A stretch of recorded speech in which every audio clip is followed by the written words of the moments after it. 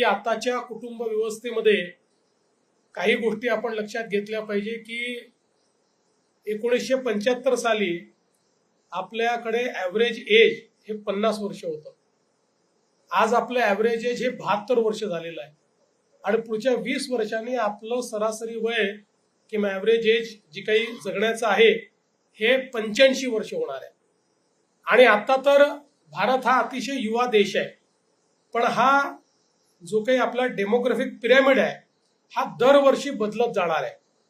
आज जसं आपण म्हणतो की आमचे 60% लोक 27 वर्षापेक्षा खाली आहेत, हे दरवर्षी बदलत जाणार आहे.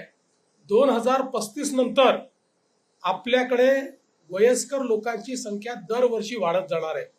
आणि म्हणून आपल्याला देश म्हणून, राज्य म्हणून वयस्कर लोकांच्या समस्या, त्याच्या संदर्भातल्या उपाययोजना, त्यांच्याकरता काय व्यवस्था केल्या पाहिजे, या सगळ्या गोष्टींचा विचार करावा लागेल. आज आपण महिला व बाल कल्याण विभाग चालवतो, पण जिरियाट्रिक केअर असेल किंवा वृद्धांकरता वेगवेगळ्या प्रकारच्या स्पेशलाइज्ड केअर असतील, याची व्यवस्था या 10 वर्षानंतर आपल्याकडे ती एक प्रकारे आपल्या लोकसंख्येची डेमोग्राफीची आवश्यकता म्हणून आपल्याला करावं लागेल. आणि म्हणूनच अशा परिस्थितीमध्ये डॉक्टर परकार यांच्यासारखे एक अतिशय निष्णात डॉक्टर हे पुढे येतात आणि अशा प्रकारची एक व्यवस्था उभी करतात.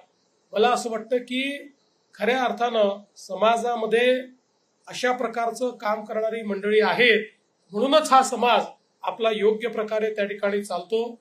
डॉक्टर साहेब, तुमचं जेवढं अभिनंदन केलं पाहिजे तेवढं या ठिकाणी कमी आहे.